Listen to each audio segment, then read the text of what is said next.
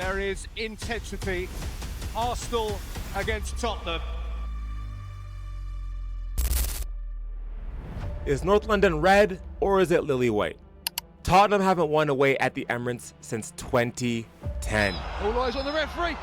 There is the final whistle. That is 15 long years. Yes, 15 years. Can they finally snap their losing streak?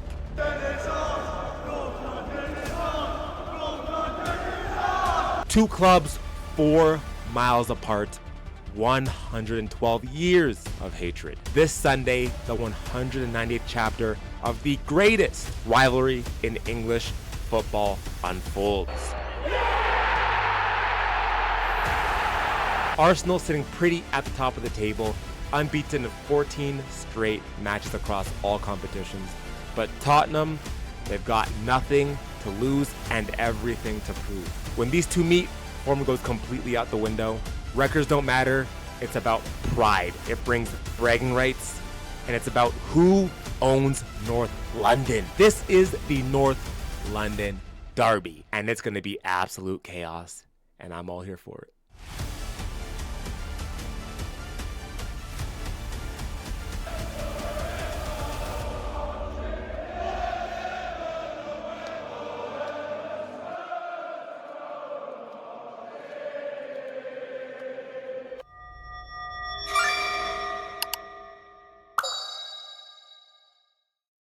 All right, let's rewind the clock, because if you don't understand where this rivalry comes from, you can't truly appreciate what makes it so damn special. Okay, so let's go back to 1886. Arsenal, or otherwise known as Dial Square as they were originally called, were founded by munition workers at the Royal Arsenal Armament Factory in Woolwich, South London. Meanwhile, Tottenham Hotspur had already been around since 1882, playing their matches in North London. The two clubs first met in 1887 in a friendly match that had to be abandoned because it got too dark to play. In this match, Tottenham were leading 2-1. Yep, that's right. Even back then, these games couldn't finish without any drama. And for years, surprisingly enough, these two clubs actually coexisted pretty peacefully. Arsenal played down south across the River Thames.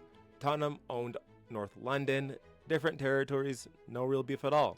Peaceful times. But then came 1913, the move that started everything. Arsenal were broke. Playing in Woolwich wasn't working, the area was difficult to get to, attendances were plummeting, and the club nearly went bankrupt in 1910. Enter Sir Henry Norris, a wealthy businessman who bought the club and decided they needed a fresh start. So what did Norris do? He moved Arsenal across the river to Highbury in North London, just 4 miles from Tottenham's White Hart Lane. Now just imagine being Spurs fans, minding your own business, and suddenly your potential competitor just moves into your neighborhood. Arsenal dropped Woolwich from their name and became the Arsenal, and instantly doubled their attendances from 11,000 to 23,000. If you go there where they actually originated, there's just statues of big cannons and stuff there, and it's just, they really need to go back there.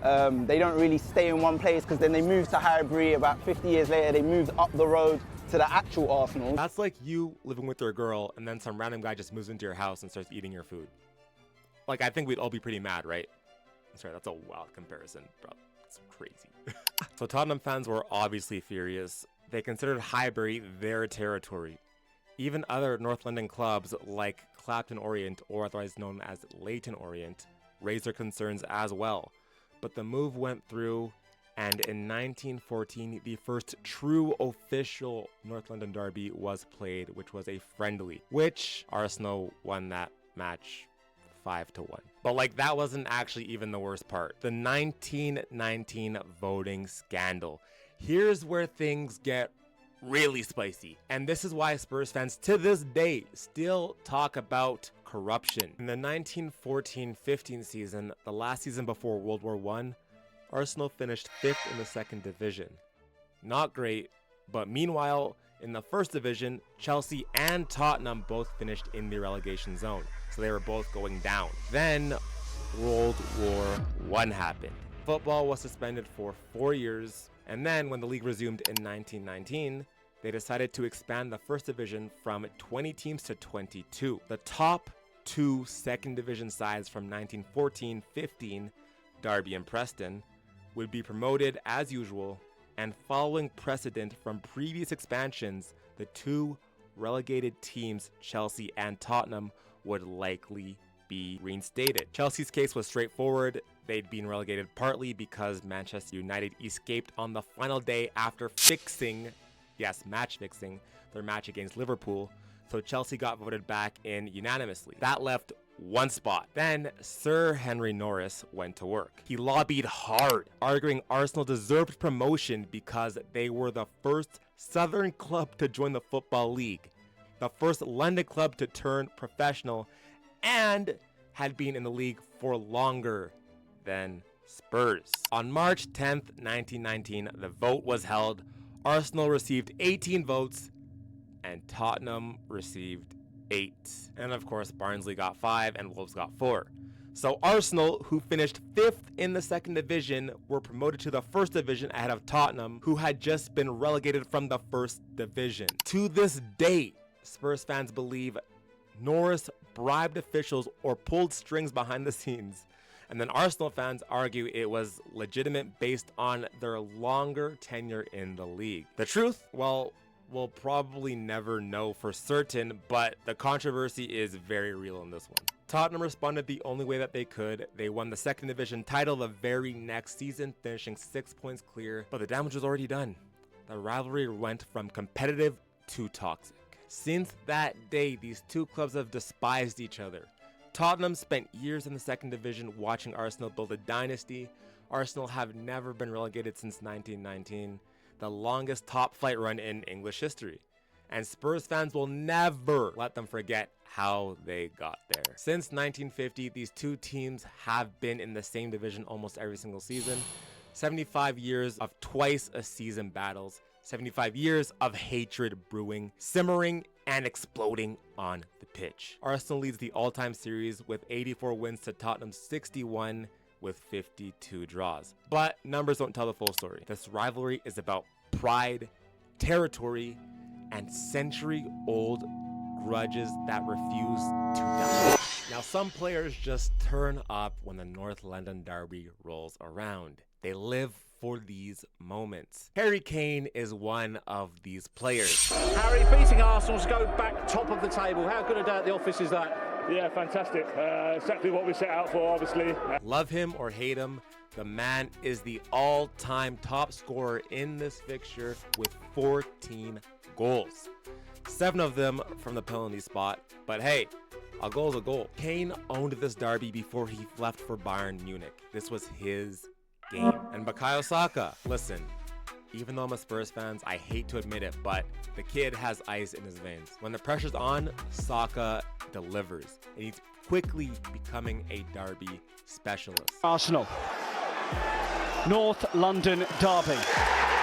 And then of course, Robert Pires, Van Persie, before he left for United, and Ian Wright, all of them feasted in North London derby. Now let's talk about the games that live in infamy. 5-4 White Hart Lane, November 2004. Arsenal's invincible season. Trailing 3-1, the Gunners roared back and forth, end-to-end chaos. Arsenal won 5-4 in what might be the greatest North London derby ever played. A couple years ago, Arsenal 2, Tottenham 2, September 2023. Ange Postecoglou's first North London derby at the Emirates. This was pure drama. Arsenal took the lead through a Christian Romero own goal after Bukayo Saka's shot was deflected in. But Son Heung-min equalized right before halftime with a clinical finish from James Maddison's assist. And in the second half, Arsenal went back ahead from a Saka penalty after Romero handled the ball into the box pretty much. But Son wasn't done. Just 3 minutes later, Jorginho lost possession, Maddison picked it up, and Son finished again to make it 2-2. The South Korean captain was absolutely sensational that day, scoring both of Tottenham's goals and proving he's a true derby legend. This match showed that even in Ange's first season, Spurs were going to roll over at the Emirates. February 2012, Arsenal 5, Tottenham 2. Spurs went up 2-0 They were cruising, and then Arsenal just said, nah, and rattled off 5 unanswered goals. Absolute carnage in this one. And of course, the Spurs bias is coming out. May 2022, Tottenham 3, Arsenal 0. The Champions League decider.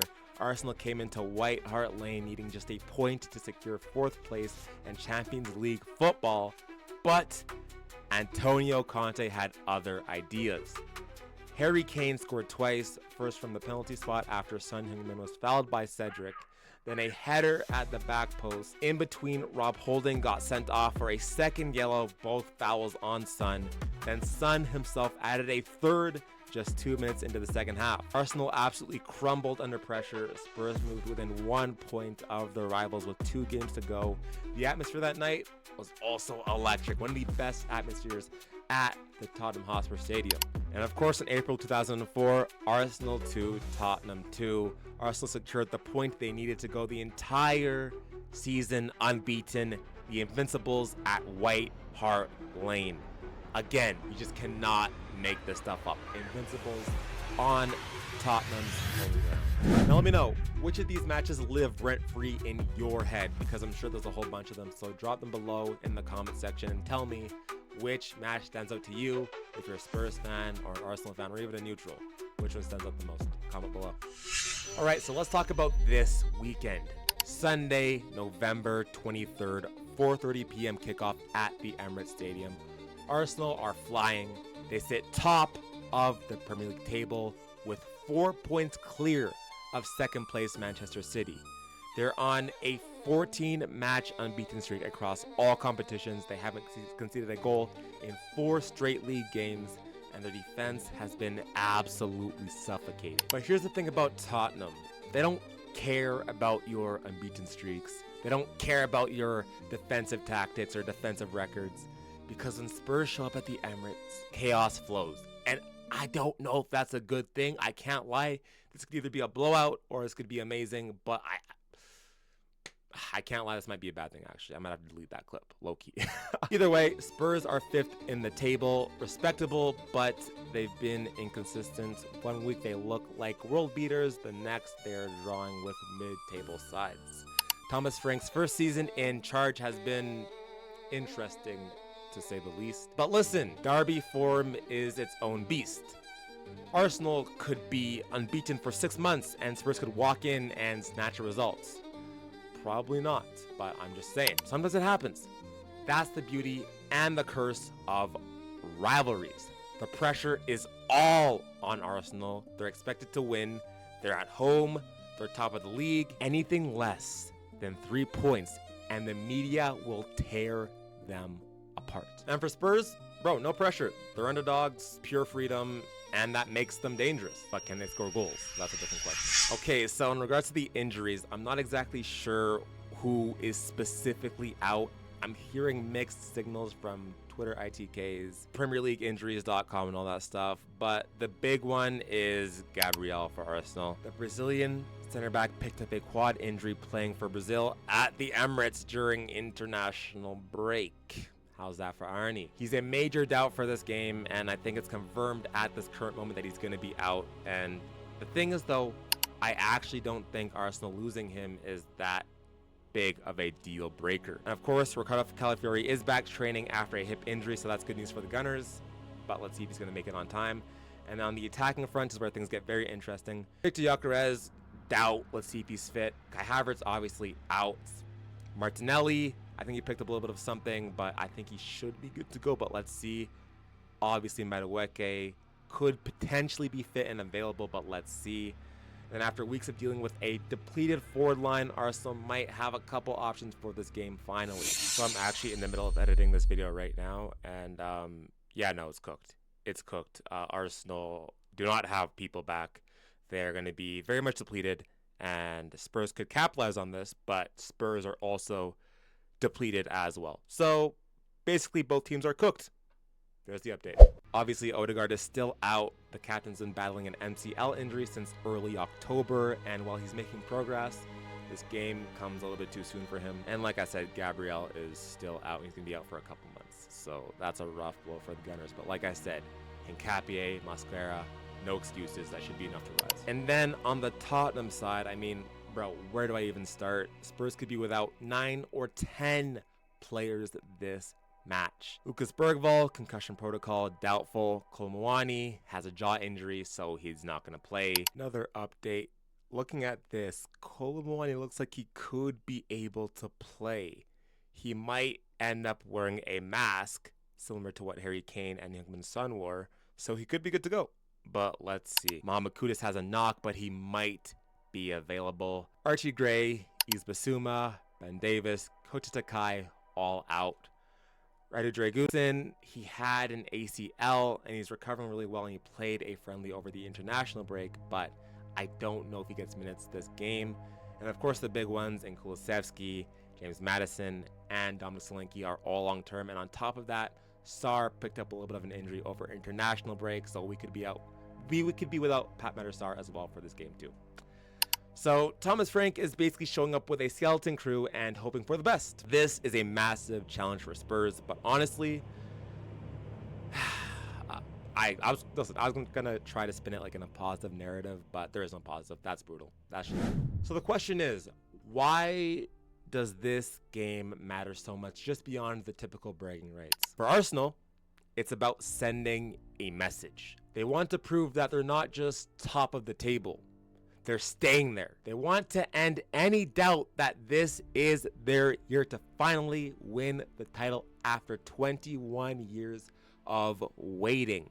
And a win keeps them 7 points clear, assuming a Manchester City loss, that is. But this is a massive cushion going into December. Plus, it's a home game against their biggest rivals, and the rivals have not won there since 2010. And if you can't get up for this one, then what can you get up for?